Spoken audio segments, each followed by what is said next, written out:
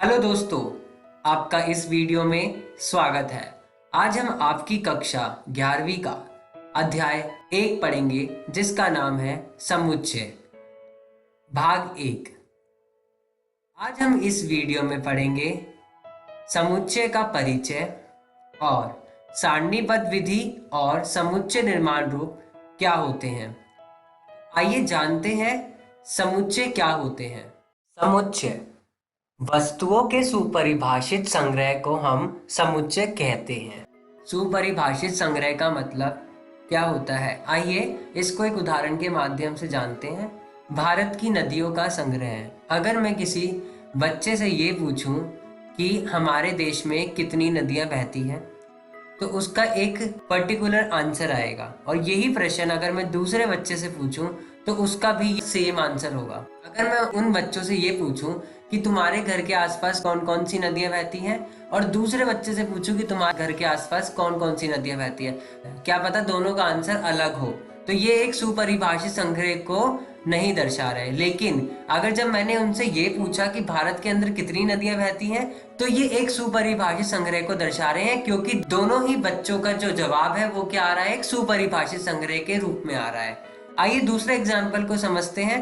भारत की cricket team, अगर यही चीज मैं एक बच्चे से पूछूं कि हमारे भारत के अंदर कि कितने प्लेयर्स हैं, और यही प्रश्न दूसरे बच्चे से पूछूं कि हमारी भारत क्रिकेट टीम के अंदर कितने प्लेयर्स हैं, तो दोनों का जवाब जो आएगा वो बराबर आएगा। तो ये एक सुपरिभाषित संग्रह को दर्शा रहे हैं। अगर दूसरी जगह मैं इनसे ये पूछूं कि आपके फेवरेट प्लेयर्स कौन से हैं, या उस दूसरे बच्चे से पूछूं कि आपके फेवरेट प्लेयर्स कौन से हैं, तो दोनों का आंसर क्या पता अलग आए। तो ये सुपरिभाषित संग्रह को नहीं दर्शा रहा है। तीसरा, अंग्रेजी वर्णमाला के स्वरों का संग्रह। अगर मैं किसी बच्चे से पूछूं कि कितने स्वर होते हैं अंग्रेजी वर्णमाला में, को उसका आंसर भी सेम आएगा और दूसरे वाले का भी आंसर सेम आएगा। तो ये भी क्या प्रकट कर रहे हैं, सुपरिभाषित संग्रह। समुच्चय, समुच्चय को करते समय हमें किन किन बातों का ध्यान रखना है। समुच्चय को हम अंग्रेजी वर्णमाला के बड़े अक्षरों से दर्शाते हैं, जैसे Z, A और V। दूसरा, अवयव को हम अंग्रेजी वर्णमाला के छोटे अक्षरों से दर्शाते हैं। उदाहरण के माध्यम से जानते हैं। बड़े अक्षर से समुच्चय का पहला लेटर बड़े अक्षर से दर्शाएंगे और जो उनके अंदर के अवयव होंगे उनको छोटे अक्षरों से दर्शाएंगे। तो A is equals to, A हमारे पास क्या एक समुच्चय है और उसके अंदर के अवयव क्या है, हमारे छोटे अक्षर, जो कि क्या है A, B, C और D। आइए जानते हैं तीसरा, यदि छोटा a समुच्चय बड़े a का एक अवयव है, तो हम कह सकते हैं कि छोटा a समुच्चय बड़े a में है, वाक्यांश उसका अवयव है। या फिर ये भी कह सकते हैं कि छोटा a समुच्चय बड़े a का सदस्य है, या फिर ये भी कह सकते हैं कि छोटा a समुच्चय a में है। को सूचित करने के लिए यूनानी प्रतीक एप्सिलॉन का प्रयोग किया जाता है। अतः हम इसे इस रूप में लिखते हैं, छोटा a एप्सिलॉन बड़े a का, हम इसको इस रूप में लिखते हैं। ठीक है दोस्तों। दूसरा, छोटा b अगर बड़े a के समुच्चय के अंदर नहीं है तो हम उसको ये लिखेंगे, छोटा b समुच्चय बड़े a में नहीं है या उसका सदस्य नहीं है। तो हम इस सिंबल का प्रयोग करेंगे। समुच्चय के लिए वस्तुएं, अवयव तथा सदस्य पर्यायवाची पद है। इन तीनों का मतलब एक ही है। उदाहरण, छोटा a सदस्य है बड़े a का, तो हम इसको सदस्य भी कह सकते हैं, अवयव भी कह सकते हैं और उसको वस्तुएं भी कह सकते हैं। तो तीनों का जो मतलब है वो क्या है, बराबर है एक दूसरे के। ये तीनों वर्ड क्या है, पर्यायवाची है। समुच्चय के सदस्य कौन कौन है, आइए जानते हैं समुच्चय के सदस्य कैसे निकालते हैं।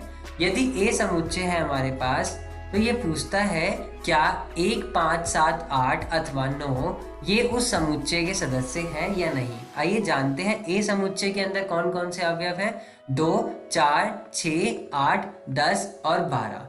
हमें देखना है क्या 1, 5, 7, 8 अथवा 9 समुच्चय A के सदस्य है या नहीं। सबसे पहले हमने 1 को देखा, क्या 1 समुच्चय A के अंदर है, क्या उसका सदस्य है।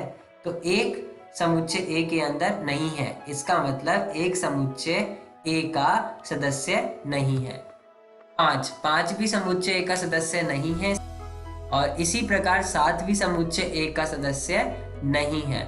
जब हमने 8 को देखा तो हमने देखा 8 समुच्चय ए के अंदर है, इसका मतलब 8 उस समुच्चय ए का सदस्य है। इसी प्रकार 9 को देखा, 9 उस समुच्चय का सदस्य नहीं है। आइए जानते हैं समुच्चय का निरूपण कैसे होता है। हम लोग दो तरीके से समुच्चय को निरूपित करते हैं। पहला सारणीबद्ध विधि, दूसरा समुच्चय निर्माण रूप। आइए जानते हैं सारणीबद्ध विधि में क्या होता है। समुच्चय के सभी अवयवों को सूचीबद्ध किया जाता है। सबसे पहले सारणीबद्ध विधि को करते समय सबसे पहले हम समुच्चय के सभी अवयवों को सूचीबद्ध करते हैं, फिर उनको अर्धविराम द्वारा पृथक करते हैं और तीसरा फिर अंत में उनको एक मझले कोष्ठक के भीतर लिख देते हैं। आइए उदाहरण से समझते हैं। अगर हमारे पास एक डाइस है, उस डाइस के अंदर पहले हमने सारे अवयवों को, उस डाइस के जितने भी अवयव बन सकते हैं उन सारे अवयवों को सूचीबद्ध किया, 1 2 3 4 5 6 और उनको लिख दिया। फिर हमारा दूसरा काम क्या है, अर्धविराम द्वारा पृथक करना है, तो हमने उसे अर्धविराम के द्वारा पृथक कर दिया और तीसरा उनको मझले कोष्ठक के भीतर लिख दिया। तो ये हमारी कौन सी विधि तैयार हो गई, सारणीबद्ध विधि। जानते हैं समुच्चय निर्माण रूप क्या होते हैं। किसी समुच्चय के सभी अवयवों में एक सर्वनिष्ठ गुणधर्म होता है जो समुच्चय से बाहर की किसी अवयव में नहीं होता है, तो उसे हम समुच्चय निर्माण रूप कहते हैं। आइए उदाहरण के माध्यम से जानते हैं। हमारे पास V एक समुच्चय है जहां पर X एक अंग्रेजी वर्णमाला का एक वर्ण है। तो यहाँ पे हमने देखा जो ये दो डॉट्स लगे हुए हैं, ये क्या रिप्रेजेंट कर रहे हैं, ये क्या दर्शा रहे हैं हमें, कॉलन। और यहाँ पर X जो है ये हमें दर्शा रहा है उस समुच्चय के अवयव को। अंग्रेजी वर्णमाला का एक वर्ण है, ये हमें क्या दर्शा रहा है, कॉलन के चिन्ह के बाद समुच्चय के अवयव के विशिष्ट गुणधर्म को दर्शा रहा है और ये हमें मझले कोष्ठक के भीतर लिखने होते हैं। समझ गए बच्चों समुच्चय निर्माण रूप क्या होता है। आइए जानते हैं जब हम सारणीबद्ध विधि को करते हैं तो हमें किन बिंदुओं पर ध्यान देना है। सारणीबद्ध विधि में क्रम का प्रभाव नहीं होता है। उदाहरण, हमारे पास एक उदाहरण है जिसमें AEIOU एक समुच्चय के अंदर है। अगर हम इसी समुच्चय के अवयव को दूसरे क्रम में लिखते हैं तो सारणीबद्ध विधि के अंदर उस चीज का कोई प्रभाव नहीं होता। हम इसको AUOIE भी लिख सकते हैं। प्रत्येक अवयव दूसरे से भिन्न होते हैं। जब हम सारणीबद्ध विधि को करते हैं तो सारे अवयव एक दूसरे से अलग होते हैं।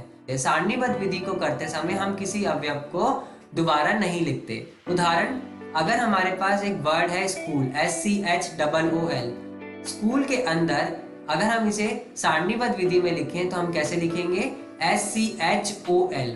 ओके दोस्तों, समुच्चय निर्माण रूप में इन बिंदुओं पर ध्यान दें। अब आइए जानते हैं समुच्चय निर्माण रूप में हमें किन बिंदुओं पर ध्यान देना है।